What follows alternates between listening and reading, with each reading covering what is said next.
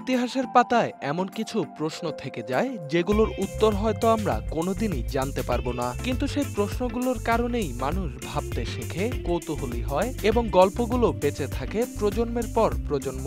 লন্ডনের কোনো আর্দ্র দুপুরে টেমস নদীর ধারে বসে এক ব্যক্তি লিখেছিলেন, to be or not to be. সেই মুহূর্তে হয়তো তিনিও জানতেন না এই বাক্যটি একদিন হয়ে উঠবে মানব চিন্তার প্রতীক, ইংরেজি সাহিত্যের সবচেয়ে বিখ্যাত প্রশ্ন। কিন্তু আজ প্রশ্নটা কেবল সেই লাইন নিয়ে নয়, বরং আরো গভীর। শেক্সপিয়ার কি সত্যিই হ্যামলেট লিখেছিলেন গাঁজার নেশায়? তার সৃষ্টিশীলতার আগুন কি জ্বলেছিল চিন্তার তীব্রতায়, নাকি ধোঁয়াটে কোনো রহস্যে? 2015 সালে দক্ষিণ আফ্রিকার প্রত্নতত্ত্ববিদ ফ্রান্সিস থ্যাকারি শেক্সপিয়ারের বাগান থেকে উদ্ধার করা কয়েকটি কাদামাটির পাইপ পরীক্ষা করে দেখেন সেগুলোর ভেতরে রয়েছে ক্যানাবিস বা গাঁজার রাসায়নিক চিহ্ন। এই আবিষ্কার যেন নতুন এক আলোচনার জন্ম দেয়। হয়তো শেক্সপিয়ারও তার অনন্ত সৃষ্টিশীলতার উৎস খুঁজে পেয়েছিলেন সেই ধোঁয়ার ভেতরেই।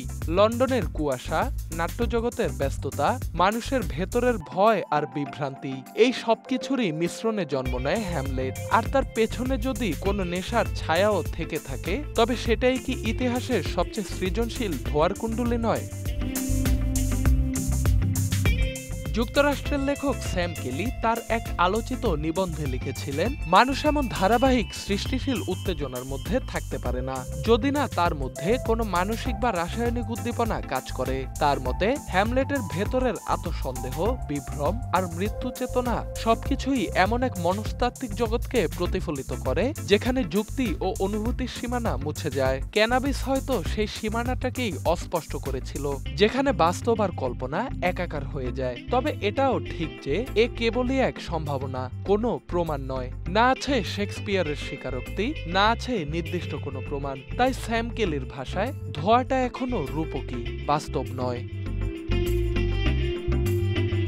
তবুও প্রশ্নটা থেকে যায়, যদি সত্যিই হ্যামলেট লেখা হয় নেশার ধোঁয়ার নিচে, তাহলে সেটি হয়তো ইতিহাসের সবচেয়ে উজ্জ্বল কুণ্ডলী ছিল।